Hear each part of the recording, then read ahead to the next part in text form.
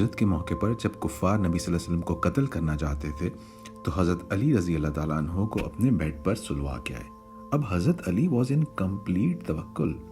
وہ کہتے ہیں کہ اس سے بہتر نیند مجھے آج تک نہیں آئی۔ کفار کا پلان فلاپ کر کے نیکسٹ سب کی امانتیں واپس کی اور اب مکہ سے مدینہ جانا تھا۔ وہ کہتے ہیں کہ میرے پاس نہ ہی کوئی کمپینین نہ ہی کوئی سواری، پیدل اکیلے اتنا لمبا سفر کیا۔ پلان یہ کیا کہ رات کو سفر کریں گے کیونکہ گرمی کی شدت کی وجہ سے ڈی ہائیڈریشن ہو جانی تھی، تو رات کو سفر کریں گے جلدی جلدی اور دن کے وقت آرام کریں گے۔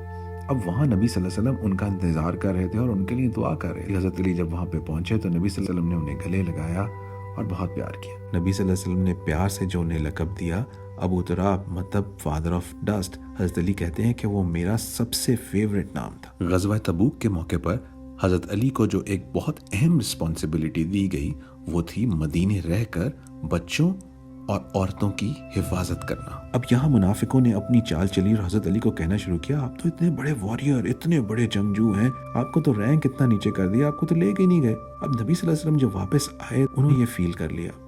نبی صلی اللہ علیہ وسلم نے فرمایا، علی میرے لیے اس طرح سے ہیں جیسے موسیٰ کو ہارون ملے، ایکسپٹ کہ میرے بعد کوئی نبی نہیں آئے گا۔ اب اس سے ان کی رینک کا اندازہ لگایا جا سکتا ہے۔ غزوہ خیبر کی ایک بہت ہی اہم بیٹل کے موقع پر جب سٹیگنیشن آ گئی تو نبی صلی اللہ علیہ وسلم نے فرمایا کہ صبح میں ایک ایسے شخص کا انتخاب کروں گا جس سے اللہ اور اس کا رسول بہت محبت کرتے ہیں، اس کے ہاتھ پہ میں لیڈرشپ کا علم دوں گا اور اللہ تعالیٰ اس کے ہاتھ پہ فتح دیں گے۔